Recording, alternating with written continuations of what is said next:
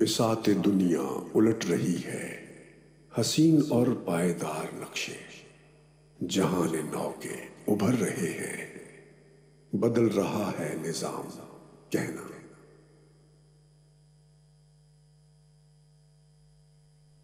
بسم اللہ الرحمن الرحیم۔ السلام علیکم ورحمۃ اللہ وبرکاتہ۔ ناظرین، ہم پروگرام عصر حاضر کے ساتھ ایک مرتبہ پھر آپ کی خدمت میں حاضر ہیں۔ اس وقت اتوار کے روز، اتوار کی صبح 10 o'clock GMT ہم جو پروگرام آپ کی خدمت میں پیش کر رہے ہیں یہ لائیو ہے۔ ہفتے بھر کے دوران یہ ریپیٹ ہوتا ہے اس وقت، لیکن یہ پروگرام لائیو ہے جس میں ہم آپ کی کالز بھی لیتے ہیں، ہم آپ کے ٹویٹس بھی پڑھتے ہیں۔ پروگرام انٹریکٹیو کرنے کا مقصد ہی یہ ہے کہ جیسے جیسے ہم یہاں پہ گفتگو کریں، آپ بھی ہمارے ساتھ یہاں پہ شامل ہوں، گفتگو کا حصہ بنیں۔ ہم عصر حاضر پروگرام میں عصر حاضر کے مسائل، عصر حاضر کے چیلنجز، وہ ایشوز، وہ باتیں جو ہمارے ارد گرد ہو رہی ہیں ان کو دیکھتے ہیں، ان پہ بات کرتے ہیں، اور پھر یہ سمجھنے کی کوشش کرتے ہیں کہ الحمدللہ اللہ کے خاص فضل سے ہم چونکہ ایک ایسے دین سے تعلق رکھتے ہیں، یعنی دین اسلام سے، جو صرف 1400-1500 سال پہلے کے عرب لوگوں کے لیے نہیں تھا بلکہ تمام جہانوں کے لیے تھا، تمام زمانوں کے لیے تھا۔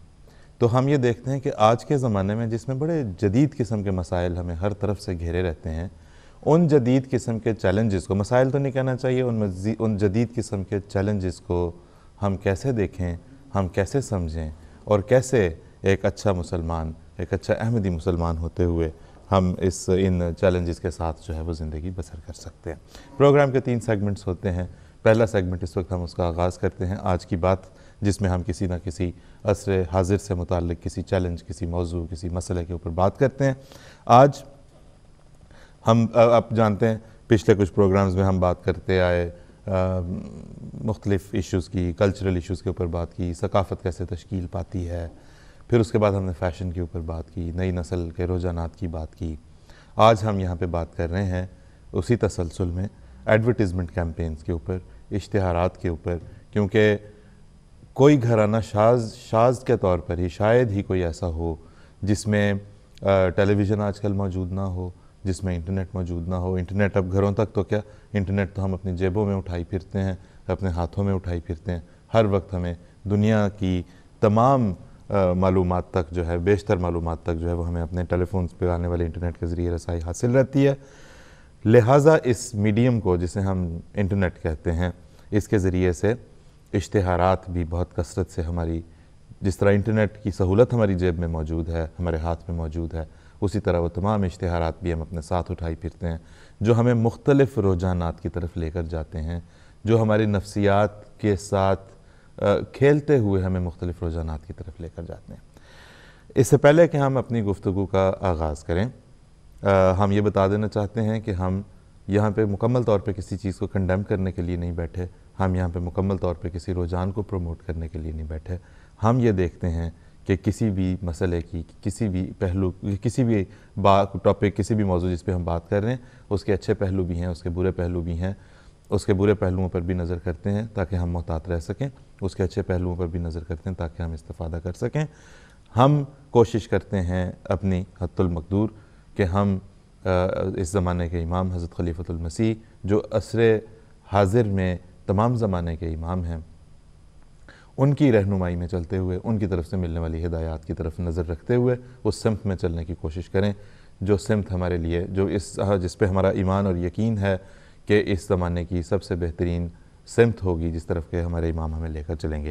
تو یہ پروگرام کا مقصد ہوتا ہے۔ آج کے پروگرام میں جس طرح ہم نے کہا کہ ہم اشتہارات پر بات کر رہے ہیں، ہمارے ساتھ اسٹوڈیو میں تشریف رکھتے ہیں مکرم محترم سلیم ملک صاحب، آج کے اس سیگمنٹ کے گیسٹ۔ ملک صاحب، ہم ایک ویڈیو پیکج دیکھیں گے اور پھر ہم واپس اپنے اسٹوڈیو میں آئیں گے۔ یہ ویڈیو پیکج چلانے سے پہلے میں یہ گزارش کر دینا چاہتا ہوں، چونکہ اشتہارات کے موضوع پر ہے یہ ویڈیو پیکج بھی، جو بھی آپ دیکھنے جا رہے ہیں، اس کے اندر بہت سارے پروڈکٹس آپ کو نظر آئیں گی، بہت سارے پروڈکٹس کے برانڈز کے لیبلز بھی نظر آئیں گے، لیکن ہم یہ بتا دینا چاہتے ہیں کہ نہ ہم ان برانڈز کو پروموٹ کر رہے ہیں، نہ ہم ان برانڈز کو کنڈیم کر رہے ہیں۔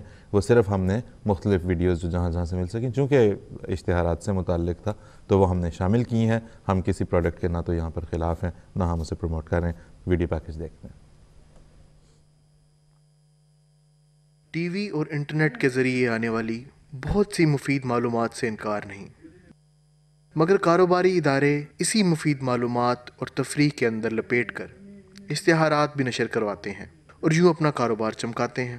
اشتہارات کو بہت سوچ سمجھ کر ایسے مواقع پر چلایا جاتا ہے کہ جہاں جو موضوع چل رہا ہو اس کے حساب سے اشیاء کو ایڈورٹائز کیا جاتا ہے تاکہ وہ چیز آپ کو اپنی ضرورت معلوم ہونے لگے۔ دلچسپ بات یہ ہے کہ ہمیں وہ چیز اپنی ضرورت معلوم ہونے بھی لگتی ہے۔ پھر جب ہر ہاتھ میں یا ہر گھر میں وہی چیز نظر آتی ہے تو جس کے پاس وہ چیز نہیں وہ خود کو محروم خیال کرتا ہے۔ یوں کاروباری ادارے انسانی نفسیات سے کھیل کر اپنے کاروبار چلانے میں کامیاب ہوتے ہیں۔ ہم اشتہارات کے پیچھے کار فرما کاروباری مفادات کو سمجھنے کی کوشش کیوں نہیں کرتے؟ بعض اشیاء حقیقتاً ہماری ضرورت بھی ہوتی ہیں اور اشتہارات ہمیں فائدہ بھی دیتے ہیں، مگر ایسے اشتہارات جو محض اشتہا کا موجب ہوں انہیں کیسے شناخت کیا جائے؟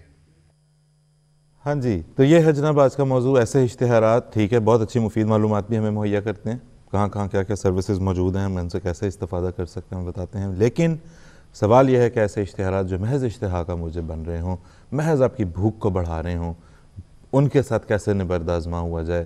وہ مائنڈ سیٹ کیا ہے جس میں ہمیں آج کی ایڈورٹیزمنٹ سے بھرپور دنیا میں ذمہ داری کے ساتھ زندگی گزارنی ہوگی؟ ملک صاحب، اشتہارات در حقیقت کرتے کیا ہیں؟ اشتہارات کا اصل مقصد تو یہ ہوتا ہے کہ انسان کی سوچ کو جن کے اشتہارات ہیں ان کے مطابق بدل دیا جائے اور انسان خود بدلے، وہ پرسویج نہ کریں انہیں۔ میں ایک چھوٹی سی مثال دیتا ہوں، آپ ایک اشتہار دیکھیں، اس میں لکھا ہوا ہے discover the spirit with in and you will find the vibrancy, مطلب کہ اس میں جو ہے تیزی وہ آپ کو سمجھ آئے گی۔ اب آپ اس کو بڑا اسپریچول قسم کا بھی سمجھ سکتے ہیں کہ اسپرٹ ہے، سول ہے، لیکن وہ بہت بڑی بوتل ہے ایک، وہ جو وسکی کی جس کی ایڈورٹیزمنٹ ہو رہی ہے۔ سو کئی ٹیکنیکس ہیں جن کے ساتھ وہ انسان کے ذہن پہ اثر کرنا چاہتے ہیں، اور اب تو ماس میڈیا میں اتنے زیادہ ٹیکنیکس ڈیولپ ہو گئی ہیں اور وہ اسپیشلسٹ اتنے زیادہ آ گئے ہیں اس میں کہ وہ پہلے لفظ ڈھونڈ رہے ہوتے ہیں، کلیشیز ڈھونڈ رہے ہوتے ہیں کہ جنہیں آپ کہہ رہے ہیں کہ اس قسم کے الفاظ جو کہ انسان کے ذہن پہ اثر کر سکیں، اور یا وہ اس قسم کے لوگ آئیکانز ڈھونڈ رہے ہوتے ہیں، جیسے کہ بڑے بڑے آپ کے فلموں کے اسٹار ہیں جن کو کہ لوگ پرستشی کرتے ہیں ورچولی۔ ٹام کروز لے لیجئے یا امیتابھ بچن لے لیجئے، جب وہ گھڑی پہن رہے ہیں تو آپ کو پتہ چلتا ہے کہ یہ رولکس کی گھڑی پہن رہے ہیں، تو اس کا ایک قسم کا جسے کہتے ہیں وہ انسان کے اوپر ذہن اتنا زیر پہ اثر پڑتا ہے کہ اس کا جی ضرور چاہتا ہے کہ میں بھی اس طرح کر سکوں۔ تو یہ ہے ذہن کو بدلنے کا پرسویشن کی ایک ٹیکنیک جو کہ اشتہار والے، لیکن اس کے علاوہ بے شمار اور ٹیکنیکس ہیں، سائیکولوجیکل ٹیکنیکس ہیں، اور صرف اشتہارات ہی نہیں ہیں۔ اب تو آپ کیا کہتے ہیں وہ ویڈیوز آ گئے ہیں، ٹی ووز اور یہ اور وہ اور قسم کی ٹیکنیکس آ گئی ہیں، جتنی بھی الیکٹرانک ٹیکنیکس، اس کے ساتھ ٹوٹلی ڈیفرنٹ بال گیم جسے کہتے ہیں اب یہ ایڈورٹیزمنٹ کی ہو گئی ہے، پرانے زمانے کی نہیں۔ مجھے یاد ہے جب ہم ٹرین پہ بیٹھے ہوئے تو کوئی نیا بڑا شہر آ رہا ہوتا تھا تو ریلوے ٹریک کے ساتھ جتنے مکان تھے ان کی دیواروں کے اوپر وائٹ لکھا ہوتا تھا کہ فلاں بیماری کا علاج فلاں حکیم صاحب کے پاس جائیے، یا فلاں چیز اگر آپ کو چاہیے، وہ صرف وہی ایڈورٹیزمنٹ ہوا کرتی تھی اس زمانے میں۔ وہ جو ویسے ہے وہ اس زمانے میں بھی قائم ہے، جو ابھی بھی ہے ہمارا، اصل میں ہمارے معاشرے میں دیکھیں آپ، انڈیا پاکستان میں، جو کہ صنعتی سوسائٹی سے ابھی بہت پیچھے ہے، میرے خیال میں کوئی 200-300 سال پیچھے ہوں گے، اور اگر ان کے ساتھ اسی قسم کے لیڈر رہے تو بڑی مشکل ہے کہ وہ 2-3 سال میں بھی اس کو اس حد کو پار کر سکیں۔ بہرحال یہ ہماری بدقسمتی ہے، اس کے تو ایک اور مضمون ہے جس کو کہ بعد میں کبھی کر سکتے ہیں ہم۔ ملک صاحب اس بات کی طرف آتے ہیں، ناظرین کو بتاتے چلیں، جس طرح بھی ملک صاحب نے بتایا ہے کہ اشتہارات ایک زمانہ تھا, وہ زمانہ آج بھی چل رہا ہے, پاکستان کی جس طرح یہ بات کر رہے ہیں پاکستان انڈیا کی, کہ ٹرین جہاں سے گزر رہی ہے وہ دیواروں کے اوپر جو ہے مختلف بیماریوں کے علاج کے 3 دن میں اس سے چھٹکارا, اس سے چھٹکارا, اور جو ہے وہ زبردست صحت مند زندگی ہر طرح کی. وہ ہے ٹیلی ویژن ہے, انٹرنیٹ ہے, گاڑی چلانے بیٹھیں تو ریڈیو ہے, ہر جگہ پہ جہاں پہ آپ بیٹھتے ہیں وہاں پہ آپ کو جو ہے وہ اشتہارات سے پالا پڑتا ہے, واسطہ پڑتا ہے. ہماری لائنز اس ٹائم ایکٹیویٹڈ ہیں. ہمارے پاس آپ سے بات کرنے کا وقت جو ہے وہ اس وقت صرف 20 منٹ ہے, جس کے اندر ہم آپ سے بات کر سکیں گے یا آپ کی ٹویٹس کو پڑھ سکیں گے. آپ کے تجربات ہم سننا چاہ رہے ہیں, اشتہارات کس طرح سے آپ کو پرسویڈ کبھی کر سکے ہیں, آپ کس اشتہار سے پرسویڈ ہوئے اور بعد میں پتہ چلا ہو کہ حقیقت اس کی کیا ہے, یا ویسے آپ کنٹریبیوٹ کرنا چاہتے ہیں ٹو دی ڈسکشن کہ اشتہارات کی سائیکالوجی ایکچولی ہوتی کیا ہے, تو ہم آپ کی کالز کے, آپ کی ٹویٹس کے منتظر ہیں. 20 منٹس ہمارے پاس ہیں. اس میں اگر ہمارے پاس جو موسٹ ریلیونٹ کالز اور موسٹ ریلیونٹ ٹویٹس آئیں گی ہم انشاءاللہ تعالیٰ ان کو اپنے پروگرام میں شامل کریں گے. ملک صاحب, جس طرح بھی آپ بتا رہے ہیں کہ یہ ظاہر ہے کوئی آج کا فینومینن نہیں ہے کہ آج کہیں اشتہارات شروع ہو گئے. ہاں آج یہ ہے کہ آج ہم مینز بہت سارے مختلف قسم کے اڈاپٹ کر رہے ہیں, جدید ترین قسم کے اڈاپٹ کر رہے ہیں, لیکن ہم اتنے سارے اشتہارات کے جو ازدحام ہے اس میں ہم ذمہ داری کے ساتھ کیسے انہیں رسپونڈ کر سکتے ہیں؟ کئی ملکوں میں تو ایک یہ دیکھیے کہ 19ویں صدی سے پہلے کوئی قانون نہیں تھا, اور سوری 19 کہہ رہا ہوں 18ویں صدی سے پہلے کوئی قانون نہیں تھا کسی قسم کا ان کو کنٹرول کرنے کے لیے. لیکن اس وقت جو ایڈورٹس تھیں وہ صرف بل بورڈز ہوتے تھے, بڑے بڑے اشتہار. تو اس کے بارے میں پڑھ رہا تھا کہ وہ پلیگ ایئر جو تھے لندن کے, اس زمانے کی کرونیکلز لکھے ہیں اس نے, ڈینیل ڈیفو نے. اس کو زیادہ تر لوگ جانتے ہیں رابنسن کروسو کے آتھر کی وجہ سے, لیکن یہ کہ کرونیکلر وہ بہت اچھا تھا. اور اس نے وہ واقعات لکھے ہیں کہ اس وقت تقریباً ہر سڑک پہ اور ہر مکان کی دیوار پہ اور ہر سڑک کے کونے پہ اتنے اشتہارات لگے ہوئے تھے جو کہ ڈاکٹروں کے, کویکس کے, جو کہ انکوالیفائڈ ڈاکٹر ہیں, کہ پلیگ کی بیماری ہے ہمارے پاس آئیے, ہم علاج کریں گے, یہ ہے وہ. تو اتنی اس سے وہ بعد میں اللہ تعالیٰ کا کرنا کیا ہوا کہ وہ لندن کی آگ لگ گئی, تو اللہ تعالیٰ نے خود ہی صفائی کر دی اس کی. لیکن اس نے وہ بیان کیا ہے کہ اس وقت چونکہ کنٹرول کوئی نہیں تھا, بعد میں پھر میٹروپولیٹن پولیس نے خود لا بنائے کہ آپ لوگوں کے گھروں کے اوپر کوئی پوسٹر نہیں لگا سکتے جب تک کہ آپ ان سے اجازت نہ لیں. تو اس میں لوگوں کو, اس کے بعد پھر حکومت نے بھی لا وغیرہ بنانے شروع کر دیے. تو ان ملکوں میں تو کافی کنٹرول رہا کہ آپ ایڈورٹائز کیسے کر سکتے ہیں. اس کے بعد اس کی کوالٹی اور اس کا میسیج, اور میسیج جو ہے اس کو ان کے لیے بڑے اسٹرکٹ لاز ہیں کہ جو آپ کلیم کرتے ہیں از دیٹ کلیم ٹرو اور ناٹ. تو وہ چیزیں انہوں نے تو یہاں پہ کر لیں, لیکن انفارچونیٹلی ہمارے ملکوں میں نہیں ہے یہ. اور ابھی تک میرے خیال میں اپنے آئین کی بات کرتے ہیں اور قانون کی تو کم ہی کرتے ہیں. تو بالکل اس وجہ سے ہمارے ملکوں میں تھرڈ ورلڈ کنٹریز کہہ لیجئے یا جو بھی, لیکن ان میں وہاں پہ کوئی قانون اس قسم کے نہیں ہیں ابھی. اس کی وجہ سے پبلک وہاں پہ ایکسپلائٹ ہوتی ہے بہت زیادہ. بالکل ایڈورٹیزمنٹ کچھ ہوتی ہے, اٹریکٹیو ہوتی ہے, کیونکہ بہرحال ان کے پاس ایکسپرٹ ہیں, بڑی اٹریکٹیو پرسویشن ہوتی ہے, لوگ وہ چیزیں خریدتے ہیں, لیکن بعد میں ان کا ریکورس کوئی نہیں. یہاں پہ بڑا اسٹرکٹ آرڈر ہے کہ جو آپ نے کلیم کیا, اگر وہ کسٹمر کو وہ کلیم اس میں غلط محسوس ہوتا ہے تو you have to refund everything. So یہ اس قسم کے قانون اس ملک میں تو ہے, لیکن اس کے باوجود دیکھیے ان کے پاس ایگزیجریشن کے لیے تھوڑا بہت بالکل ایونیو رہ جاتا ہے. بالکل, اور وہ بڑے ٹیکٹفلی, بڑی ذہانت کے ساتھ اسے استعمال کرتے ہیں. جیسے میں نے کہا کہ وہ لفظوں کا استعمال ہے, یا صرف فونٹ کے سائز کو ہی وہ استعمال کرتے ہیں. مثلا اگر بولڈ یہ لکھا ہوا ہے کہ ریٹڈ دا بیسٹ سے ریسٹورینٹ ان لنڈن, تو نیچے باریک فونٹ میں لکھا ہوگا کہ as stated in such and such news paper. وہ لکھ دیتے ہیں یا یہ کہ بہترین قسم کے شوز آپ کے لیے بنائے ہوں گے انہوں نے کہ یہ آل لیدر ہے، یہ ہے، وہ ہے، نیچے فرام بہت چھوٹا سا لکھا ہوگا، 20 پاؤنڈ لکھے ہوں گے، آپ سمجھ دیں کہ یہ شوز 20 پاؤنڈ کا ہے۔ آپ دکان میں جائیں گے تو وہ 100 پاؤنڈ سے بھی زیادہ کا ہوگا، 20 کا وہ دوسرا دکھا دیں گے آپ کو کہ جی شروع یہاں سے ہوتا ہے، جو ایڈورٹ اس کی ہوئی ہے۔ بالکل، تو اس میں یہی بات ہے نا ملک صاحب، پھر میرے خیال ناظرین کو جو سامنے رکھنی ضروری ہے ان کے لیے کہ ہمیں معقول طریقے سے رسپونڈ کرنا ہوگا بعض چیزوں کے بارے میں ہمارے، کیونکہ اصل میں اویئرنیس کا لیول بھی میرا خیال ہے ہمیں بڑھانا پڑتا ہے چیزوں کے بارے میں، ہمیں مثلاً صحت کے بارے میں جس طرح بہت سارے اشتہارات، چونکہ وہ آپ کو آپ کی ویل بینگ کو ایکسپلائٹ کرتے ہیں، آپ کی خواہش کہ میں اچھا رہوں، اچھا لگوں، اچھا صحت مند رہوں، اس کو صحت کے معاملے میں مثلاً میرا خیال ہے یہ طے کر لینا چاہیے کہ there are no shortcuts. That's absolutely right, بالکل آپ نے صحیح فرمایا۔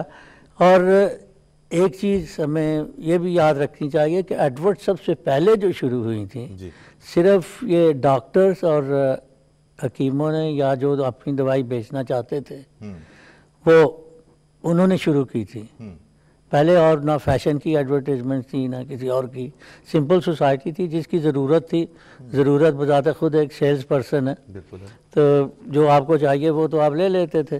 اس کے علاوہ ڈاکٹرز نے، یہ ڈاکٹر بھی نہیں بلکہ کویکس جنہیں کہتے ہیں، انکوالیفائڈ ڈاکٹر، تو انہوں نے ایڈورٹیزمنٹ شروع کی، اور یہی جو انہوں نے بتایا کہ پلیگ ایئر کے بعد انہوں نے بہت دیر تک کی، پھر اس کے بعد حکومت نے ان کو بھی کنٹرول کرنا شروع کیا کہ یہ انکوالیفائڈ ڈاکٹر جو ہیں they should be fully exposed, تاکہ دنیا کو پتہ ہو کہ یہ اتنے پڑھے لکھے نہیں ہیں، یہ رجسٹرڈ ڈاکٹر ہیں اور یہ ان رجسٹرڈ ڈاکٹر ہیں۔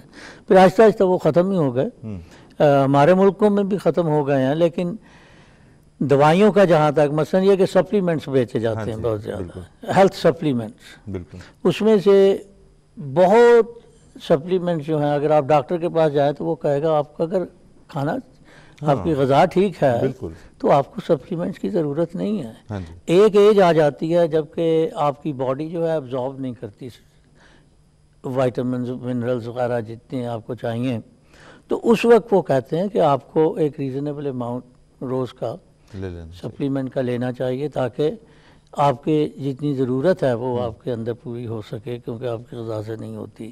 وہ غذا کا قصور نہیں ہے، وہ ہمارے اپنے سسٹم میں ایبزارپشن کا قصور ہے، اور وہ وقت کے ساتھ آتا ہے۔ جوان آدمی جو ہے اسے کسی قسم کی سپلیمنٹ کی ضرورت نہیں ہونی چاہیے، اگر اسے ہے تو پھر اسے ڈاکٹر کے پاس جانا چاہیے، ڈاکٹر کے پاس جانا چاہیے، اسے بس کے پیچھے لکھا ہوا اشتہار کے پیچھے نہیں جانا چاہیے۔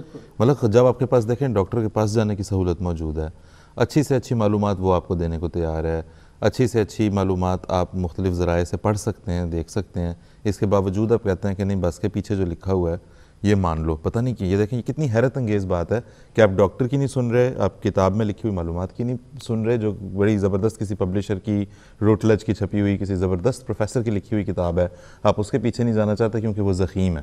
آپ ان 4 لائنوں کو پڑھ کے جو بس کے آگے یا پیچھے لکھے ہوئے ہیں، یا بس سٹاپ پہ جس وقت آپ فراغت کا شکار کھڑے آپ نے پڑھ لیا اور آپ نے کہا کہ آج یہی چیز لوں گا جا کے میں، یہ کیسی دیکھیں عجیب بات ہے۔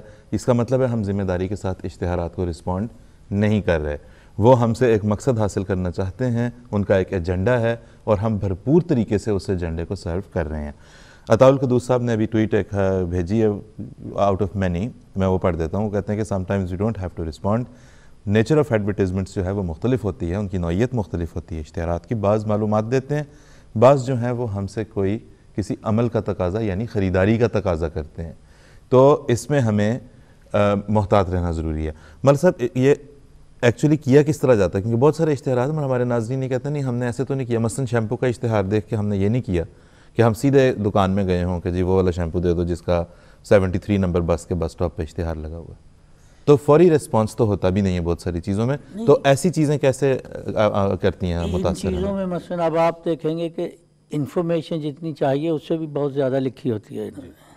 مثلا پہلے تو شیمپو ہوتا تھا کہ جی آپ کے بال جو ہیں وہ نرم ہو جائیں گے یا ٹھیک ہو جائیں گے یا کچھ اس قسم کے، اب اتنے کیمیکلز کا لکھتے ہیں کہ ہم نے اس میں یہ فلاں چیز ایڈ کی ہے، فلاں چیز ایڈ کی ہے، جس کے ساتھ سموتھنس بھی آتے ہیں، آپ کے وہ بالوں کے جو کونے ہیں وہ ٹھیک ہو جاتے ہیں، سیدھے رہتے ہیں، اور بے شمار مختلف قسم کی چیزیں. جی آپ کو آپ کے ذہن میں وہ رہتا ہے، آپ اسی وقت تو نہیں چلے جاتے، لیکن جب آپ شاپنگ کرنے جاتے ہیں تو جنہوں نے اشتہار جتنے لگائے ہوئے ہیں اتنا زیادہ ڈسپلے بھی کیا ہوا ہے، بالکل. اور وہ اس ڈسپلے کے ساتھ اور بھی آپ کے ساتھ پروڈکٹس ہوں گی وہاں پہ، بالکل. لیکن آپ کی ایسوسیشن اس ڈسپلے کو دیکھ کے فیملیارٹی ہوگی آپ کی، جو آپ نے وہ پوسٹر پہ دیکھی تھی. تو نیچرلی یہ زیادہ تر امید ہے کہ آپ وہ چیز اٹھائیں گے. جی. باقی جہاں تک پڑھنے کا خیال ہے، اگر ایڈورٹیزمنٹس آتی ہیں تو بعض چیزوں کے بارے میں تو آپ انٹرنیٹ پہ آپ کو اتنی انفارمیشن اویلیبل ہے کہ اگر آپ چاہیں تو فوراً دیکھ سکتے ہیں کہ یہ چیز اچھی ہے میرے لیے یا نہیں ہے، اس میں سائیڈ ایفیکٹس ہیں یا نہیں ہیں. یہ ہمیں ہمیشہ یاد رکھنا چاہیے کہ ڈاکٹر بھی جو ہمیں اتنی دوائیاں دیتے ہیں سوچ کے، اسپیشلسٹ جتنی دوائیاں دیتے ہیں، ہر دوائی میں سائیڈ ایفیکٹس بھی ہوتے ہیں. جی بالکل. تو اس کے بغیر اس میں سائیڈ ایفیکٹ بھی ہے. بالکل. اور یہ کیمیکل جو وہ انہوں نے یوز کیے ہوتے ہیں، اور اس میں مثلاً بعد میں ایک خاص چیز ہوتی ہے، آپ کو پتہ ہوگا کہ اینیمل لورز یہاں پہ بہت زیادہ، جی بالکل. تو سب سے پہلے اس میں یہ لکھیں گے کہ یہ جو کیمیکلز ہم نے اس میں ایڈ کیے they have not been tested on animal. بالکل بالکل ایسا. پہلے دیکھیے آپ کی محبت میں ہم نے اسے کسی پہ استعمال نہیں کیا، آپ پہ استعمال کریں گے. بالکل ایسا ہی ہے. تو یہ جو ابھی بات ہم کر رہے ہیں انٹرنیٹ پہ بھی، آپ نے کہا نا کہ بہت ساری معلومات انٹرنیٹ پہ بھی موجود ہے، اس میں بھی ملک صاحب ایک بڑا وہ ہے، کیونکہ یہ بھی ایک بڑا رجحان ہے آج کل کہ آپ نے کچھ سنا اپنی صحت کے بارے میں یا کوئی سمٹم آپ میں ظاہر ہو گیا، مثلا آپ صبح اٹھے تو آپ کے پاؤں کی چھوٹی انگلی جو ہے وہ پھڑ آ رہی تھی، تو آپ نے فوراً انٹرنیٹ پہ ڈالا اور انہوں نے سب سے پہلی جو فورم کھلا اس میں لکھا ہو کہ یہ کینسر کی علامت بھی ہو سکتی ہے، اور آپ نے اپنی زندگی کے 2 ہفتے اس میں برباد کر لیے. تو یہ بھی دیکھنا کہ کون سی سائٹ سے ہمیں مفید معلومات مل سکتی ہے، وہ کسی مطلب NHS کی ویب سائٹ ہے تو ہاں وہ کریڈیبل ہو سکتی ہے. وہ انسیڈنس ہے، آپ نے یہ بات پوچھی، آج صبح ہی فون آیا تھا ہمیں، ہمارے جاننے والے ہیں، ان کے بیٹے کو یہاں پہ ایک چھوٹا سا دمبل سا ہو گیا کمر پہ، تو اس نے دیکھا شیشے میں، تو اس نے کہا کہ یہ تو سرخ رنگ کا خون ہے، جیسے اس میں یہ ہے وہ ہے. اس نے فوراً ڈاکٹر کے پاس نہیں گیا، انٹرنیٹ پہ دیکھنا شروع کر دیا، اور اس میں اس نے سارے پڑھ لیے کہ جی یہ اس کی علامتیں یہ ہیں، یہ ہے دس از میلیگننٹ، یہ کینسر ہے. آپ 2 ہفتے کہتے ہیں، اس نے پتہ نہیں کتنی زندگی اپنی مطلب کتنے دن اس میں فکر میں غم میں گزارے ہیں. پھر وہ ڈاکٹر کے پاس گیا، ڈاکٹروں نے کہا کہ وہ روٹین میں جو کہ ٹھیک ہے ہم اسے نکال دیتے ہیں.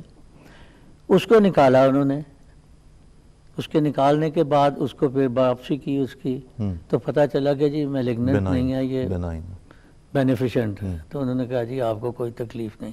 لیکن آپ نے بالکل صحیح فرمایا، اس نے جو اتنے ہفتے گزارے ہیں اینگوش میں اور فکر میں، سوال یہ ہے کہ وہ پہلے ہی ڈاکٹر کے پاس کیوں نہیں چلا. مطلب دیکھیں یہ بھی دیکھنا ضروری نا کہ جو فورمز ہیں، اچھا بعض کمرشل سائٹس بھی ہیں، مثلا آپ گوگل پہ جا کے کچھ سرچ کرتے ہیں، بہت سے ہمارے ناظرین کو پتہ ہوگا، جو پہلی 2-3 اس میں آتی ہیں انٹریز وہ کمرشل نیچر کی ہوتی ہیں، جو یلو لیبلڈ ہوتی ہیں، وہ کمرشل نیچر کی ہوتی ہیں، یا پھر اس کے بعد فورمز ہوتے ہیں، وہ فورمز کس حد تک کریڈیبل ہیں. مثلا آپ اپنے ناخن میں لگی ہوئی فنگس کے بارے میں جا کے ایک ایسے فورم پہ پڑھ رہے ہیں جس پہ ایک ایسا آدمی لکھ رہا ہے جو سڑکیں توڑنے کا کام کرتا ہے، وہ آپ کو معلومات دے رہا ہے کہ تمہیں یہ بھی ہو سکتا ہے، وہ بھی ہو سکتا ہے، اور آپ پریشان حال اپنا رنگ پیلا کر کے بیٹھ گئے ہیں کہ پتہ نہیں مجھے کیا ہو گیا.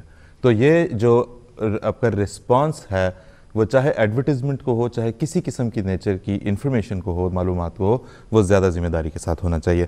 مگر صاحب ہم نے ڈاکٹر مہدی حسن، پاکستان کا ایک بڑا معروف نام، پہلے یہ پنجاب یونیورسٹی کے ماس کمیونیکیشن ڈپارٹمنٹ کے چیئرمین تھے، وہاں سے ریٹائر ہوئے، آج کل بیکن ہاؤس یونیورسٹی میں، جو کہ بظاہر بڑی ایک اچھی موقر یونیورسٹی ہے پاکستان کی، اس میں جو ہے وہ ماس کمیونیکیشن کے ڈین ہیں، ویسے بڑے آپ کو پتہ روشن خیال مفکر آدمی ہیں جی۔ تو ہم نے ڈاکٹر مہدی حسن صاحب سے جو بات کی اس بارے میں کہ ہمیں بتائیں اتنا تجربہ، اتنی معلومات ان کے، یہ ایڈورٹیزمنٹ ہمیں کیسے ہیمر کرتے ہیں، ہمیں کیسے متاثر کرنے کی کوشش کرتے ہیں، دیکھتے ہیں ڈاکٹر مہدی حسن صاحب نے کیا بتایا۔ ایڈورٹائزنگ کا، اشتہار بازی کا سب سے اہم اصول یہ ہے کہ انسان کی جو نفسیات ہے، جو اس کی پرسنالٹی نیڈز ہیں، ان کو ایکسپلائٹ کیا جائے، اور اگر پرسنالٹی نیڈز پتہ نہ ہوں تو اپنے آڈینس کی پرسنالٹی نیڈز ان کو بتائی جاتی ہیں کہ اس پروڈکٹ کے بغیر آپ کی شخصیت نامکمل ہے، یہ پروڈکٹ آپ استعمال کریں گے تو آپ کی شخصیت مکمل ہو جائے گی۔ اس کی بہترین مثال یہ ہے کہ اچھی صحت ہر ایک کی پرسنالٹی نیڈ ہے، تو جو پروڈکٹ صحت سے متعلق کھانے پینے کی ہوتی ہیں ان میں یہ بتایا جاتا ہے کہ ہماری پروڈکٹ کے استعمال سے آپ کی صحت جو ہے وہ بہتر ہو جائے گی اور آپ بیماریوں سے محفوظ رہیں گے، کیونکہ یہ ہر شخص کی، ہر گروہ کی ضرورت ہے، اس لیے ان کا یہ میسج بہت افیکٹو ہوتا ہے۔ میسج افیکٹو ہونے کے لیے جو کمیونیکیشن کے ماہرین کا کہنا ہے وہ یہ ہے کہ ایک تو ان کے پاسٹ ایکسپیرینس کے مطابق، جیسے ہم کمیونیکیشن میں فریم آف ریفرنس کہتے ہیں یا ذہنی پس منظر کہتے ہیں، میسج اس کے مطابق ہونا چاہیے تو زیادہ قابل قبول ہوتا ہے۔ اور ایڈورٹائزنگ جو ہے اس کو ہم کہتے ہیں کہ یہ مؤثر ابلاغ کا بہترین استعمال کرتے ہیں، کیونکہ کسی کی جیب سے پیسے نکلوانا بہت مشکل کام ہے۔ آپ وہ ضرورت پیدا کر دیتے ہیں اس پروڈکٹ کی جس کی ایکچولی اسے ضرورت نہیں ہے، ان کے آڈینس کو وہ قائل کر دیتے ہیں کہ آپ کی زندگی اس پروڈکٹ کے بغیر ادھوری ہے۔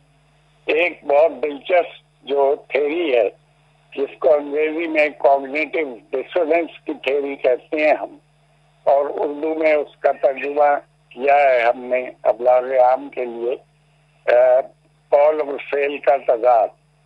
عام طور پہ ماہرین نفسیات کے مطابق ہم جو بات کہتے ہیں اور جو یقین رکھتے ہیں وہ ہمارے پاسٹ ایکسپیرینس اور ہمارے نالج کا حصہ ہوتا ہے، لیکن جب ہم اس کے خلاف عمل کرتے ہیں جو ہمارا نالج کہتا ہے اور جو ہمارا بلیف کہتا ہے تو پھر ذہن میں ایک تضاد پیدا ہو جاتا ہے۔ اس تضاد کو ختم کرنے کے لیے جو آرگومنٹ چاہیے ہوتے ہیں اور جو میسج چاہیے ہوتا ہے وہ میسج اور وہ آرگومنٹ اشتہار والے دیتے ہیں جس کو فوراً ایکسپٹ کر لیتے ہیں جو آڈینس ہوتے ہیں ان کے۔ تو یہ بہترین آج کل جو ابلاغ امن کا جو مسئلہ ہے کمیونیکیشن کا، اس میں بہترین ایکسپرٹس جو ہیں وہ اس سائنس کو استعمال کرتے ہیں جس کی ترقی کولڈ وار کے زمانے میں 1945 کے بعد سے لے کے 1992 تک بہت اعلیٰ طریقے سے ہوئی، جبکہ کیپٹلزم اور کمیونزم کا آپس میں ایک کولڈ وار جاری تھی جو لڑی گئی ابلاغ عام کے ذریعے سے، کمیونیکیشن کے ذریعے سے، اور اس کے نئے نئے طریقے ایجاد ہوئے اور بہت افیکٹو ابلاغ کیا جانے لگا۔ ایڈورٹائزنگ کو ہم کہتے ہیں کہ یہ مؤثر ابلاغ کا بہترین ذریعہ ہے اور بہترین طریقے سے اسے استعمال کرتی ہے۔ جی یہ تھی جی ڈاکٹر مہدی حسن صاحب کی گفتگو۔ آپ نے سنا، آپ نے دیکھا کہ کیسے جو اشتہارات ہیں وہ ڈیزائن کیے جاتے ہیں تاکہ وہ ہمیں پرسویٹ کر سکیں، ہمیں قائل کر سکیں۔ ہمیں جو بات ذہن میں رکھنی ضروری ہے وہ یہ ہے کہ اشتہارات کے اوپر بلکہ میں ندیم الرحمان صاحب کی ٹویٹ آپ کو پڑھ کے بتا دیتا ہوں، وہ بالکل انہوں نے اسی بات پہ وہ کہتے ہیں کہ by responding to positive adverts ہم زیادہ ذمہ داری کے ساتھ ظاہر رسپونڈ کر سکتے ہیں۔ وہ کہتے ہیں کہ too many negative adverts around, بہت سارے منفی اثرات والے اشتہارات ہمارے ارد گرد موجود ہیں، مثلاً جو پاپ اپس ہیں انٹرنیٹ پہ آپ فیس بک پہ جائیں, گوگل پہ جائیں, کسی جگہ پہ آپ جاتے ہیں تو چند اشتہارات ساتھ جو پاپ اپ ہوتے ہیں, اٹھتے ہیں, سامنے آتے ہیں, وہ لازماً ہمیں ہمارے مقصد سے ڈسٹریکٹ بھی کرتے ہیں اور بالعموم ان کے اندر کوئی بہت زیادہ مفید معلومات ہوتی بھی نہیں ہیں, اکثر نقصان دہ ہوتے ہیں. وہ کہتے ہیں کہ ملینز آف پاؤنڈ جو ہیں وہ مارکیٹنگ اسٹریٹجیز کے اوپر کمپنیز خرچ کر رہی ہیں. آپ تک جو اشتہار پہنچ رہا ہے 15 سیکنڈ کا, اس میں 1 سیکنڈ کی اپیئرنس جو کسی سیلیبریٹی نے دی ہے وہ ملینز آف ڈالرز اس کے چارج کرتا ہے. اس 15 سیکنڈ کے لیے جو ایک جنگل کسی چھوٹا سا لکھا ہے کسی نے, اس کے لیے وہ لاکھوں پاؤنڈ اور لاکھوں ڈالر چارج کرتے ہیں. تو یہ انہیں کیوں دیے جا رہے ہیں؟ کیونکہ اس 15 سیکنڈ کے اسپاٹ ایڈ کے ساتھ, اس 15 سیکنڈ کے اشتہار کے ساتھ انہوں نے آپ کی جیب سے اتنے پیسے نکلوا لینے ہیں سب کے ملا جلا کے کہ وہ لاکھوں کروڑوں ڈالر اس کے سامنے کچھ بھی نہیں ہوں گے. یہ ذہن میں رکھیں اور رسپانسبلٹی کے ساتھ اشتہارات کو رسپونڈ کریں. یہ ہمارا آج کے پروگرام میں اور آج کے سیگمنٹ کا یہ ہمارا میسج تھا.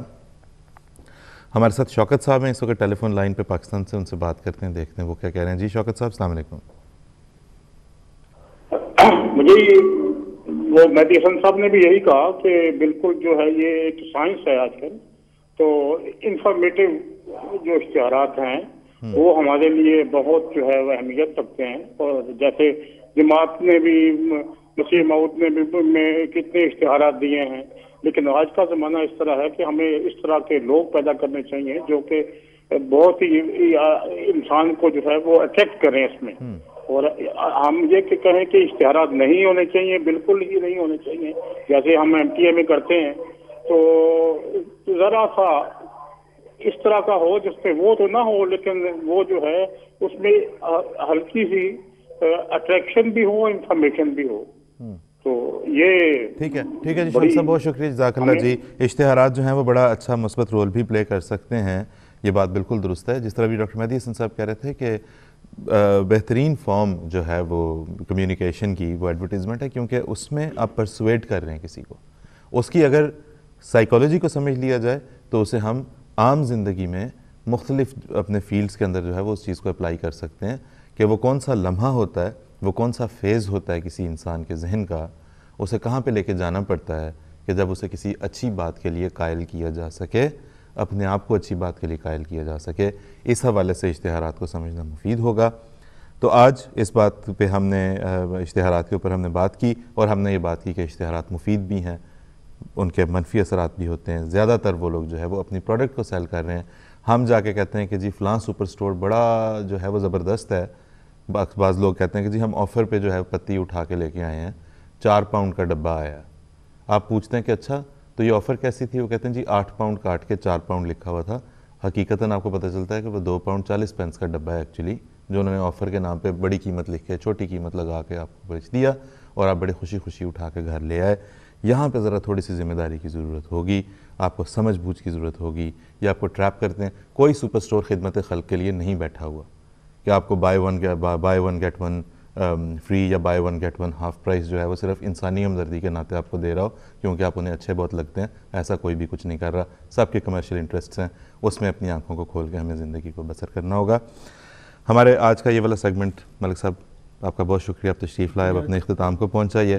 انشاءاللہ تعالیٰ اگلے پروگرام میں بھی ہم اس موضوع کو لے کے اپنی بات چیت کو آگے جاری رکھیں گے. سید احسان احمد نے ٹویٹ بھیجی ہے کہ advertisements catch your attention immediately, it circles in your mind and you respond, and whether to respond or not to respond is up to you. آپ اس پہ رسپونڈ کرتے ہیں کہ نہیں, یہ آپ کے اپنے اوپر ہے. اور یہ جہاں تک بات ہے کہ جی it circles in your mind, یہ بھی آپ کے اپنے اوپر ہے, آپ کا کتنا انٹرسٹ ہے. ان کی کوشش یہ ہوتی ہے کہ وہ سرکل کروائیں آپ کے مائنڈ میں, اس کو ایسا جنگل لکھیں گے, ایسا میوزک ڈالیں گے, ایسا کچھ نہ کچھ کریں گے. آپ نے کیسے رسپونڈ کرنا ہے یہ آپ کے اپنے اوپر ہے. ہفتے بھر کے دوران ہمیں ٹویٹس بھیجیں, اور ہم انشاءاللہ آپ سے جو ہے آپ کی ٹویٹس اگلے ہفتے پڑھ کر سنائیں گے یہاں پہ. ابھی یہ والا سیگمنٹ جو ہے اپنے اختتام کو پہنچا. اگلا ہمارا سیگمنٹ ہے علم و ادب, اس کا ہم آغاز کرتے ہیں. پہلے ایک ویڈیو پیکج دیکھ لیتے ہیں اور اس کے بعد پھر دوبارہ آپ سے ملاقات ہوتی ہے. حضرت مسلم موعود رضی اللہ عنہ نے ایک ایسی غیر معمولی زندگی بسر کی جو اپنے تو اپنے غیروں کے لیے بھی ایک عظیم الشان نمونہ بن گئی. حال ہی میں حضرت امیر المومنین ایدہ اللہ تعالیٰ نے اپنے خطبے میں حضرت مسلم موعود رضی اللہ عنہ کی سیرت اور آپ کی تحریرات کو پڑھنے کی طرف توجہ دلائی. ایک ایسے ہیرے کو کہاں سے دیکھنا شروع کریں جس کی کئی جہات ہوں؟ ایک ایسی زندگی جو علمی، ادبی، روحانی، ملی، ہر لحاظ سے بھرپور ہو، اسے کہاں سے سمجھنا شروع کیا جائے؟ ہماری تاریخ اور حضرت مسلم موعود رضی اللہ عنہ کی سوانح پر لکھی گئی کتب اس سلسلے میں بہت مفید اور مفید ہیں، اور اب تو آپ رضی اللہ عنہ کی زندگی پر انگریزی میں بھی کتب تصنیف کی جا رہی ہیں۔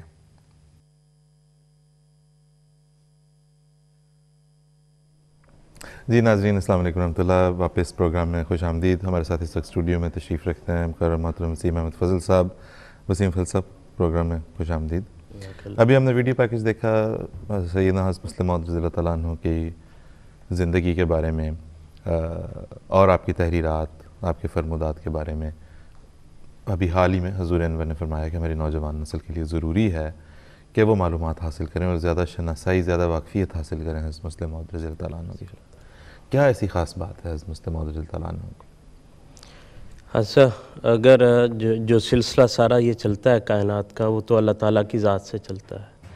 تو سب سے پہلی بات تو یہ ہے کہ وہ ایسے خلیفہ ہیں، ایسے وجود ہیں جن کا اللہ تعالیٰ نے پہلے سے خبر دے رکھی ہے، اور جو سابقہ ادیان ہیں ان سب میں ان کا ذکر ملتا ہے۔ تو ایسا موعود اور ایسا جو صداقت کا منہ بولتا ثبوت وجود ہے، اس کا ایک لحاظ سے تو یہی کافی ہے۔ پھر اگر انسان مفروضوں پہ بات کرے، آئندہ مستقبل کے بارے میں بات کرنی ہو، تو اس کو فرض کرنا پڑتا ہے یا اس کو یہ امید ہوتی ہے، یہ توقع ہوتی ہے کہ یوں ہو جائے گا۔ اب جس وقت ہم بیٹھے یہ بات کر رہے ہیں، اس وقت تو حضرت مسلم موعود رضی اللہ تعالیٰ عنہ اپنی زندگی گزار کے اس جہان سے جا چکے ہیں۔ آپ نے جو کام کیے، آپ کی شخصیت کے جو اثرات ہوئے، آپ کے جو کارہائے نمایاں ہیں، آپ کی جو مسائی ہے اور اس کے نتیجے میں جو برکت ہے، اب وہ تو حقیقت بن کے خود بول رہی ہے۔ اس لیے ہم کوئی مفروضوں پر بات نہیں کر رہے، ہم تو اس کے ثمرات دیکھ رہے ہیں۔ آج بیٹھے ہم ان قربانیوں کے پھل کھا رہے ہیں۔ اس لیے جو وجود اپنی ذات میں ایک صداقت ہے، اس کے بارے میں جو ہے انسان کو شک و شبہ اب ہو نہیں سکتا۔ اس لیے اس حقیقت کو دیکھنے کی، مفروضے کو نہیں، یا ایک اندھیرے میں دیکھنے کی نہیں، اس حقیقت کو دیکھنے کی انسان کو ضرورت ہے، کیونکہ حقیقت جو ہے وہ انسان کو بلا شبہ متاثر کرتی ہے۔ تو اس لیے حضرت مسلم موعود رضی اللہ تعالیٰ عنہ کی شخصیت کو جاننا، آپ کے علم و عرفان کو جاننا، یہ انسان کو، اور سیرت پڑھنے کے جو ہیں کئی محرکات اور کئی فوائد ہیں۔ حضرت مسیح موعود علیہ السلام نے یہ ملفوظات میں حضور نے غالباً یہ بیان شدہ ہے حضور کی، حضور نے فرمایا کہ انسان جو ہے وہ بالطبع نمونے کا محتاج ہے۔ تو سیرت ایسی چیز ہے جو انسان کو یہ بتاتی ہے کہ پریکٹیکل اگر یہ سچویشن تھی تو اس وقت کیا کیا گیا اور کس نے اس کو کس طرح سے ہینڈل کیا۔ حضرت مسیح موعود علیہ السلام نے فرمایا کہ اللہ تعالیٰ نے اگر قرآن کو بھیجا ہے تو ساتھ اس کے نبی کو بھیجا ہے، یا جب بھی تعلیمات دی ہیں تو ساتھ انبیاء کو بھیجا ہے۔ وہ اس لیے کہ انسان کو نمونے کی ضرورت ہے۔ حضرت مسلم موعود رضی اللہ تعالیٰ عنہ نے اس دور میں آ کے احمدیت کے اس قافلے کی کس طرح سے رہنمائی کی، حضور اس کو کیسے آگے لے کر چلے، حضور نے کیا گائیڈ لائنز دیں، وہ نمونہ ہمارے سامنے موجود ہے۔ اچھا وسیم صاحب، بڑی آپ نے دلچسپ بات کی کہ مطلب کوئی بھی سیرت، کسی کی بایوگرافیز جو ہیں وہ بڑی ممد ہیں اس چیز کے لیے نا، کریکٹر بنانے میں، انسان کی شخصیت کو ابھارنے میں، پھر آپ خود جو ہے وہ سے اثر بھی لیتے ہیں، انسپریشن بھی لیتے ہیں۔ اچھا، حضرت مسلم موعود رضی اللہ تعالیٰ عنہ کی سیرت اگر ہم پڑھنا چاہیں تو اس کے مطلب کیا ماخذ ہیں، کہاں ہم جا سکتے ہیں، کہاں سے حاصل کر سکتے ہیں؟ جیسے ابھی اس ویڈیو پیکج میں رپورٹ میں بھی ذکر ہوا کہ ایک تفصیل جو ہے وہ تو تاریخ احمدیت کی صورت میں ہمیں مل جاتی ہے، کہ لمبا ایک سلسلہ جو ہے مرحلہ وار جو ہے وہ چلتا ہے، کئی جلدوں پہ کئی جلدوں پہ، وہ 5ویں جلد سے چل کے تو 18ویں 19ویں 20ویں جلد تک جو ہے وہ سارے سلسلہ وار بڑی محنت سے اس کو جمع کیا گیا ہے، اور انسان کو ایک روٹین سے انسان شروع کر سکتا ہے کہ وہاں سے وہ پڑھنا شروع کرے، اس میں سے نوٹس لے، جو ہر ایک کی انسان کی اپنی نظر ہے، ہر ایک کی اپنی ایک دلچسپی ہے، اس حساب سے وہ اس کو دیکھ سکتا ہے۔ جی۔ دوسری جو چیز بڑی اچھی جو سیرت کے حوالے سے موجود ہے حضرت مسلم موعود رضی اللہ تعالیٰ عنہ کے، وہ سوانح فضل عمر کے نام سے. یہ کتاب 5 جلدوں میں ہے.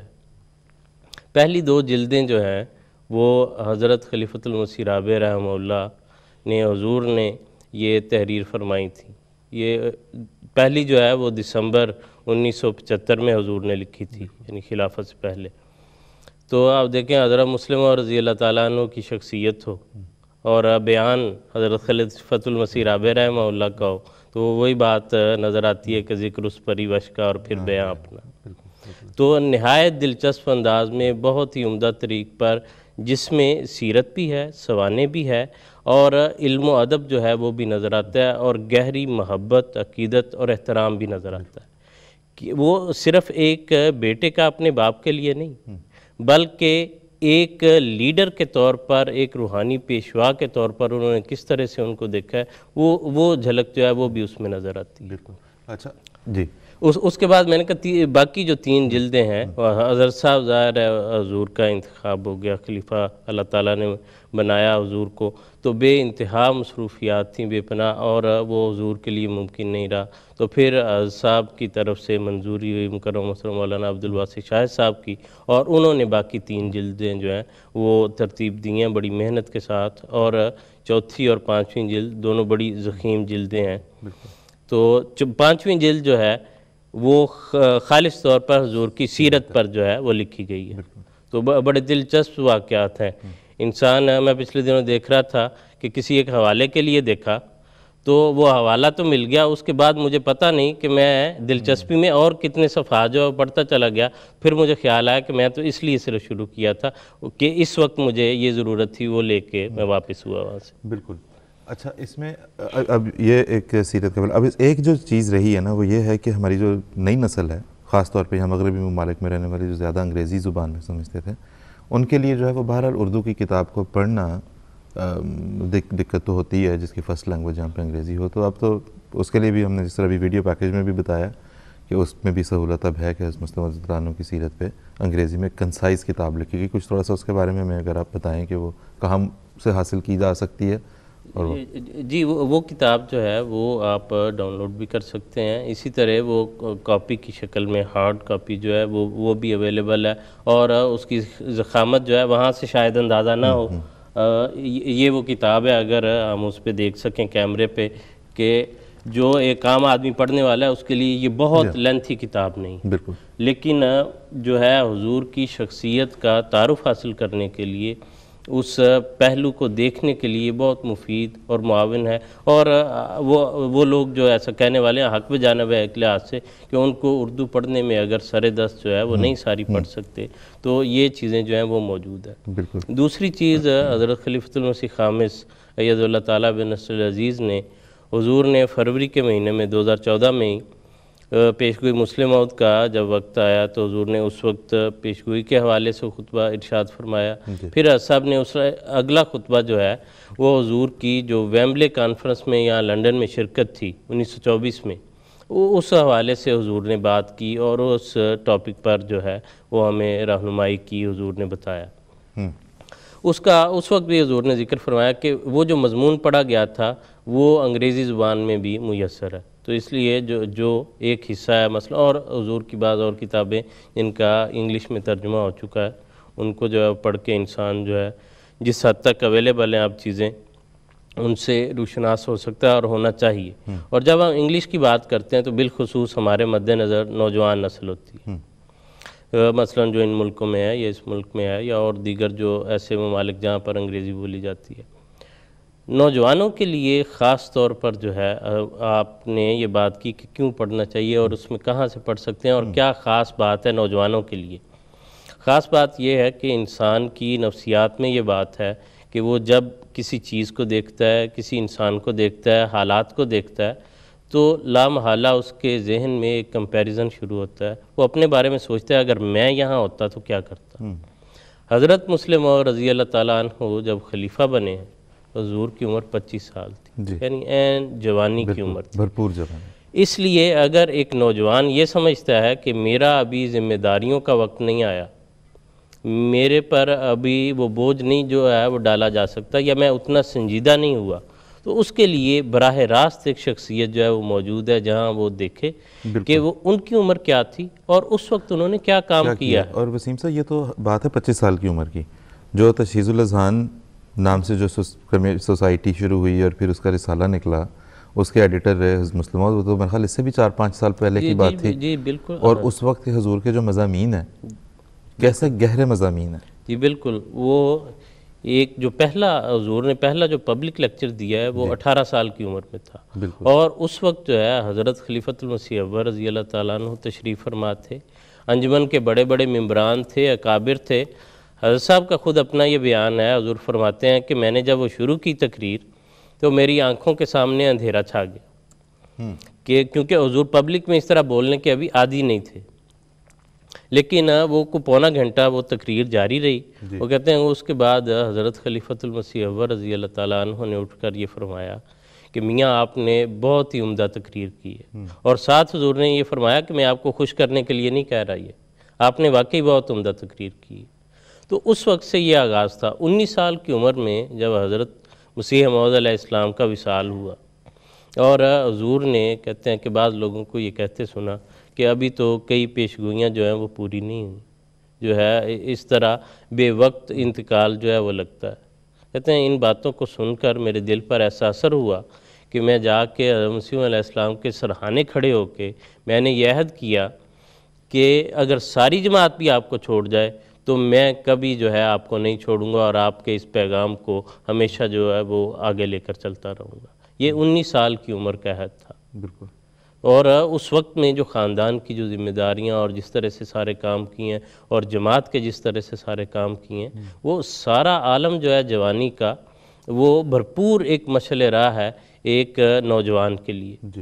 حضرت خلیفۃ المسیح خامس اید اللہ تعالیٰ بن عزیز نے مشعل راہ میں یہ ریکارڈڈ ہے، حضور نے فرمایا کہ جو بڑے پڑھے لکھے تھے اپنے زوم میں، جو عقل مند سمجھنے والے تھے، انہوں نے کہا کہ خلافت کی باغ ڈور اب اس بچے کے ہاتھ میں ہے اور یہ نہیں سنبھال سکتا۔ تو حضور نے فرمایا کہ اس بچے نے دنیا میں تہلکہ مچا دیا۔ اس میں کوئی شک نہیں۔ ویسے دیکھیں جو ہم ابھی بات کر رہے ہیں مسلم موعود عنہ کی، ہم دنیاوی علوم میں بھی کتنا کمال حاصل کیا، دینی علوم میں تو خیر اللہ تعالیٰ کی طرف سے ظاہر ہے آپ کی رہنمائی تھی، آپ کا وعدہ تھا آپ کے بارے میں کہ علوم ظاہری و باطنی سے پور ہونا۔ لیکن جو چیز میرے خیال میں نوجوان کو ایک اور بات بھی جو سامنے رکھنی ضروری ہوگی، اب اس پہ روشنی بھی ڈالیں کہ حضور مثلا اسلامیہ کالج سول لائنز کے ہال میں کسی چیز پہ لیکچر دینے کے لیے آپ کو دعوت دی جا رہی ہے، آپ اسلام اور سائنس پہ جو ہے وہ حبیبیہ ہال غالباً ہے جہاں پہ حضور نے دیا، حضور نے لیکچر دیا، علامہ اقبال پریزائڈ کر رہے تھے وہاں پہ بیٹھے ہوئے۔ ایک بڑی دلچسپ بات کہ سائمن کمیشن کی رپورٹ کے اوپر جو حضور کا تبصرہ تھا اور جو ایڈوائس تھا، وہ میں نے دیکھا یہاں پہ سینٹ ہاؤس لائبریری میں یونیورسٹی آف لنڈن کی مرکزی لائبریری جو ہے، اس میں دیکھا تو اسے کامن ویلتھ سیکشن میں لکھا ہوا تھا کہ وہ موجود ہے، اس کا شیلف مارک لگا ہوا تھا۔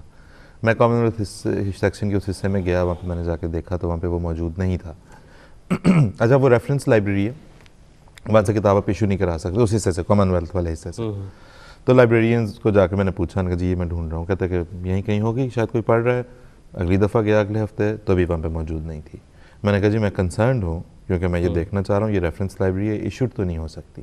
انہوں نے کہا اچھا ہم دیکھتے ہیں۔ انہوں نے اپنے ریکارڈز کھنگال کے بتایا کہ حضرت مسلم موعود رضی اللہ تعالیٰ عنہ کا وہ لیکچر، چونکہ یونیورسٹی آف لنڈن کی لائبریری ہے وہ، تو کسی پروفیسر نے اپنے کسی لیکچر میں پڑھانے کے لیے بیان کرنے کے لیے وہاں سے ایشو کروائی ہوئی تھی۔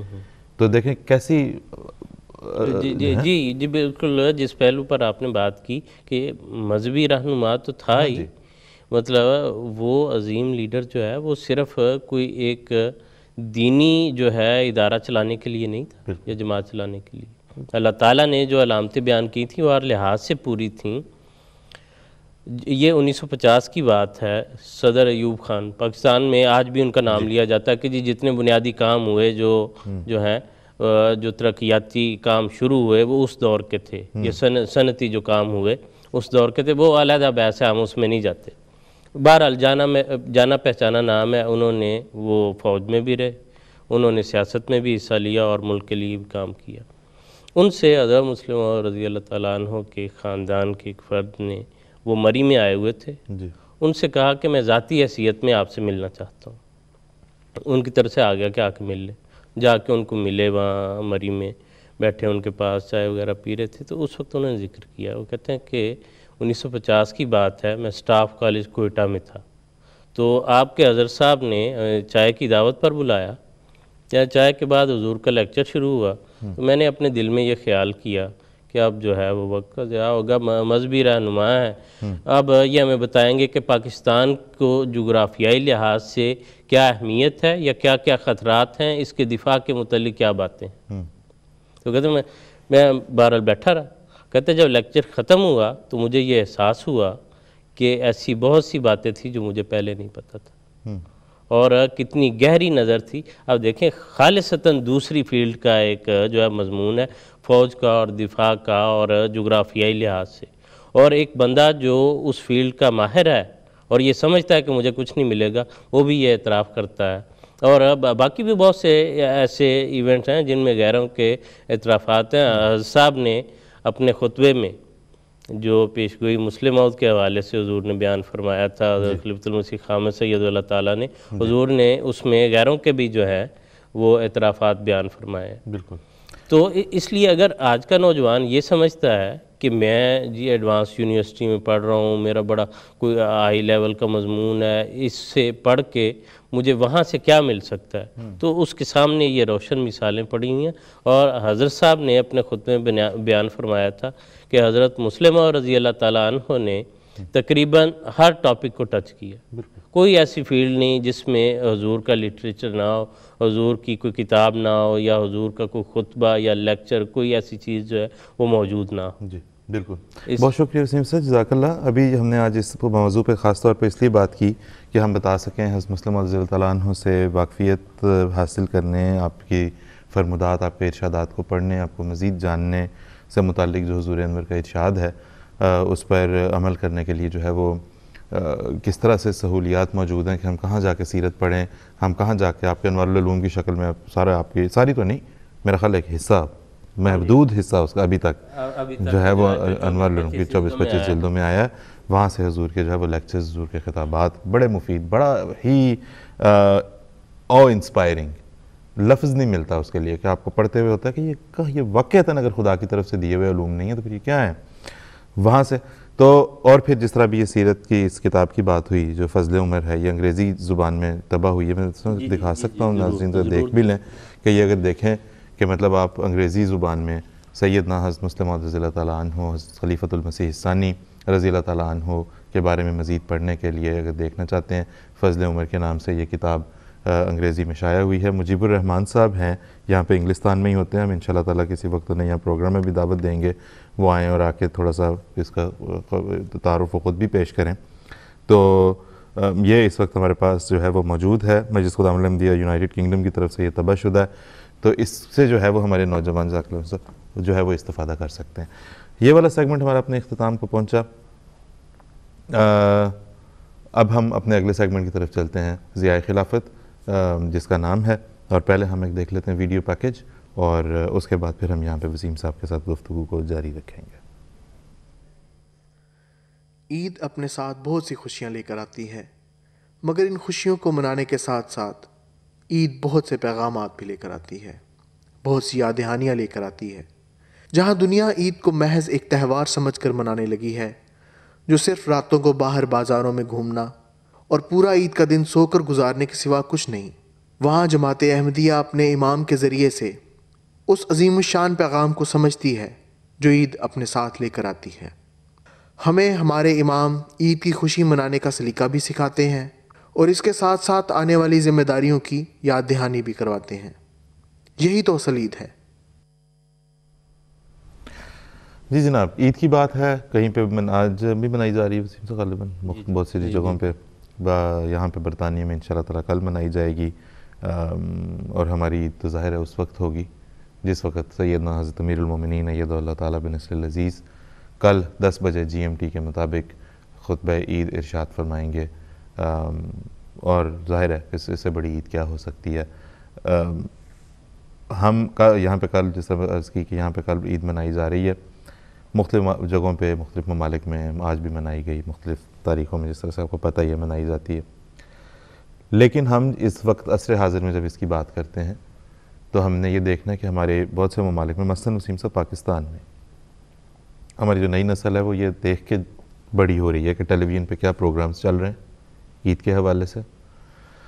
وہ یہ دیکھ کر بڑی ہو رہی ہے کہ بازاروں میں کیسا ہلا گلا ہے، اور وہ یہ دیکھ کے بڑی ہو رہی ہے کہ عید کی تیاری کس طرز پر کی جاتی ہے. پاکستانی کی اگر ہم بات کر لیں تو یہی دیکھنے میں آتا ہے نا کہ اب تو رجحان بلکہ یہ بن گیا ہوا ہے کہ چاند رات جو ہے اس کے لیے کپڑے سلوائے جاتے ہیں، جی جی، اس کے لیے تیاری کی جاتی ہے، اس پہ دعوت کی جاتی ہے، اور عید کا پورا دن جو ہے وہ مکمل طور پہ جو ہے وہ نیند میں گزارا جاتا ہے کیونکہ ساری رات جاگے ہوتا ہے. کیسا ہے ہماری کیا دیکھ رہے ہیں، حقیقت کیا ہے عید کی؟ سب بات یہ ہے کہ جو واقعاتی صورتحال ہے، جو گراؤنڈ فیکٹس ہیں وہ اسی طرح ہیں جیسے آپ نے ابھی بیان فرمایا ہے، اور یہ بڑی الارمنگ ہے، اس کو معمولی نہیں سمجھنا چاہیے. بات یہ ہے کہ جو اصل تھا وہ تو اس میں سے نکلتا جا رہا ہے، اور جو اس کا چھلکا ہے یا مغز ہے اس پر سارا زور ہے. یعنی جو اللہ کے رسول کا جو حکم ہے عید کا دن خوشی کے طور پر منانے کا، اس دن میں اس بات میں پرائیڈ لیا جاتا ہے. وہ کہتے ہیں کہ میں تو جی آج جو ہے وہ اچھی طرح نیند پوری کی ہے، میں تو سارا دن وہ پوچھتے ہیں کیا کیا، میری تو کہتے ہیں یہ روٹین بن گئی ہے کہ عید کے دن میں تو سوتا ہوں. تو زیادہ سے زیادہ میں شام کو جو ہے وہ اٹھ کے دوستوں کے پاس چلا جاتا ہوں، ہم یا کہیں باہر چلے گئے ہیں، کہیں کھانا کھایا، اکٹھے ہوئے ہیں دوست، تو اس کو وہ عید جو ہے وہ اپنی منانا یا عید اس کو شمار کرتے ہیں. حالانکہ یہ صریحاً ان تعلیمات کے خلاف ہے. بالکل. عید کی جو شروعات ہیں، عید کے دن کا آغاز کرنا، پھر عید کا سب سے اہم حصہ جس کی وجہ سے وہ عید ہے وہ عید کی نماز ہے. ہاں جی. اس کے لیے جاتے نہیں، اس کے لیے کوئی اہتمام نہیں، اس کا گفتگو میں کہیں ذکر نہیں ہے. وسیم صاحب کیسے ہو؟ یہ جو چینلز پہ جو پروگرامز آ رہے ہوں گے، جی جی، کل بھی آئے ہیں، آج بھی آئیں گے، کل بھی کچھ آتے رہیں گے، اس میں کہیں پہ عید کا ایز اے کانسیپٹ کہیں پہ کوئی ذکر ملتا ہے؟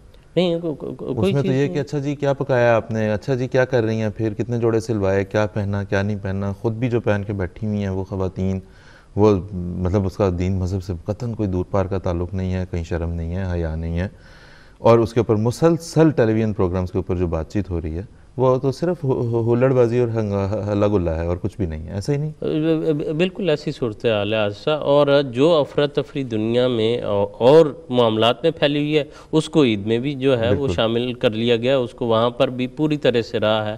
اور جو اس کا اصل مغز ہے، جو اس کی روح تھی کہ اجتماعیت ہو، یعنی اسلام نے حضرت مسیح علیہ السلام فرمایا کہ وحدت جمہوری پیدا کی ہے، اور اس کی مختلف سٹیجز ایسی مقرر کی ہیں کہ جہاں مقصد جو ہے وہ وحدت ہے. انسان جو ہے اپنے وہ گھر میں نفل پڑھے، اپنے محلے کی مسجد میں وہ نمازیں ادا کرے، جو اس سے بڑی مسجد ہے اس میں جمعہ پڑھے، جو شہر کی سب سے بڑی مسجد ہے اس میں وہ اکٹھے ہو کے سارے لوگ جو ہے عید وہ منائیں اور وہاں ملے.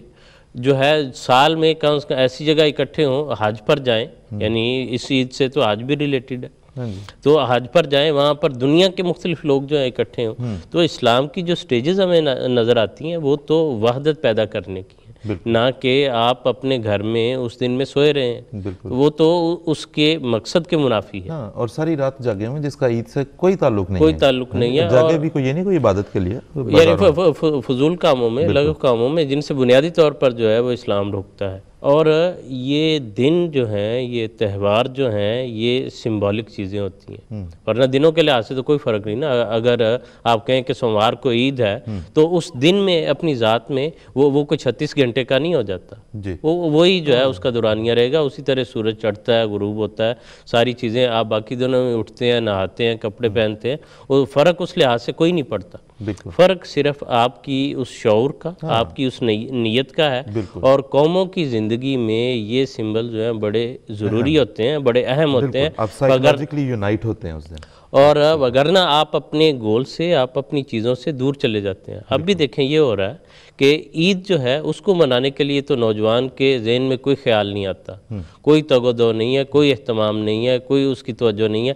نیو ایئر نائٹ کے لیے وہ بڑا اہتمام کرتے ہیں جس کا اسلام میں کہیں ذکر نہیں ملتا. کوئی جو ہے ایسا حوالہ نہیں ملتا، اور سارا زور جو ہے سالگرہ کے لیے بڑا اہتمام ہے. آمین کی تقریب کا کہیں ذکر نہیں ملے گا. باہر کے معاشرے کی بات کر رہا ہوں، احمدی معاشرے میں الگ فضل سے وہ ملتا ہے، ضرور ملتا ہے. تو اب جہاں سمبل کی بات میں عرض کر رہا تھا، دیکھیں دو فوجیں اگر برسر پیکار ہوں تو ان میں یہ کوشش کی جاتی ہے کہ جو جھنڈا ہے فوج کا وہ نہیں گرنا چاہیے. حالانکہ وہ کیا ہے، وہ ایک جو کپڑے کا ٹکڑا ہے نا، ایک لاٹھی کے اوپر، ایک ڈنڈے کے اوپر وہ اٹھایا ہوا ہے، اس کے گر جانے سے یا اس کے کھڑے رہنے سے پریکٹیکلی اتنا فرق نہیں پڑتا کہ وہ کوئی ایسی توپ کا دانہ نہیں ہے جو دفاع کر رہا ہے آپ کا، لیکن وہ آپ کی جو قومی زندگی ہے اس کا نشان ہے. اس لیے یہ جو چیزیں ہیں، یہ جو سمبل بنے ہوئے ہیں، روحانی اعتبار سے بھی اور قومی اعتبار سے بھی یہ قوموں کی زندگی میں بہت اہم ہوتے ہیں. اس لیے ان کی ضرور حفاظت کرنی چاہیے. بہت شکریہ وسیم صاحب، جزاک اللہ. ناظرین، ابھی ہم نے اپنے آخری سیگمنٹ میں ضیاء خلافت کے بارے میں ہم بات کرتے ہوئے عید کی بات کر رہے ہیں. ہم اپنے پروگرام کا وقت یہاں پہ ختم ہو رہا ہے. ہم اپنے پروگرام کو اس نوٹ پہ ختم کرنا چاہتے ہیں کہ عید حقیقت میں کیا ہے.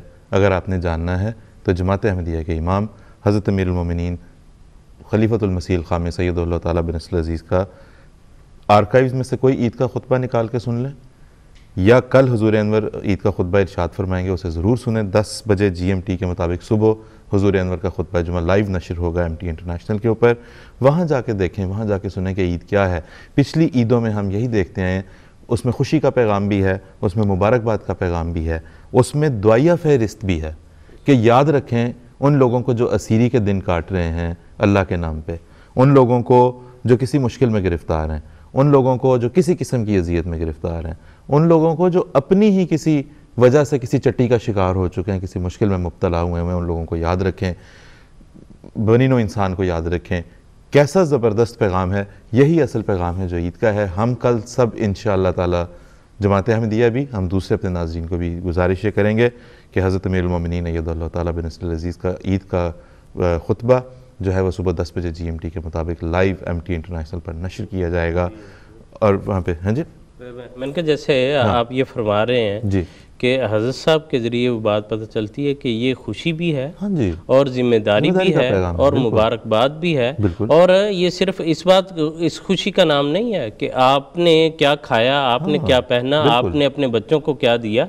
جیسے آپ نے بتایا کہ وہ لمبی فہرست ہے جن لوگوں کو ان خوشیوں میں، ان دعاؤں میں شامل کرنا ہے. بالکل. اور یہ حقیقت بات یہی ہوتی ہے کہ اپنے لیے خوشی منانا، خود کھانا، خود بچوں کو کھلانا، اپنے عزیزوں کو دینا، یہ تو کوئی بڑی بات نہیں ہے، یہ تو سارے کرتے ہیں. میں گواہ ہوں نا، آپ گواہ، ہم سارے جماعت احمدیہ کے ماننے والے تمام احباب جماعت احمدیہ جو ہیں، احباب، خواتین، بچے، بوڑھے اس بات کے گواہ ہیں کہ ہم حضور کے ارشاد پہ جب ان لوگوں کے لیے جو دعا کے مستحق ہیں ہم دعا کرتے ہیں تو اس سے زیادہ بڑی تسکین اور خوشی کسی دوسری چیز میں نہیں مل سکتی.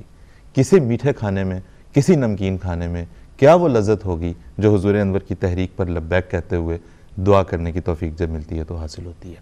اس نوٹ کے ساتھ ہم پروگرام کو ختم کرتے ہیں. صاحب کا شکریہ، آپ تشریف لائے. میں نے کہا اس حوالے سے اگر میں عبید اللہ صاحب کو مجھے ایک شعر یاد ہے کہ لطف یہ ہے کہ آدمی عام کرے بہار کو، موجے ہوائے رنگ میں آپ نہا لیا تو کیا. بہت شکریہ صاحب. اس کے ساتھ ناظرین ہم آپ سے اجازت لیتے ہیں. السلام علیکم ورحمۃ اللہ وبرکاتہ. بساط دنیا الٹ رہی ہے، حسین اور پائیدار نقشے جہان نو کے ابھر رہے ہیں، بدل رہا ہے نظام کہنا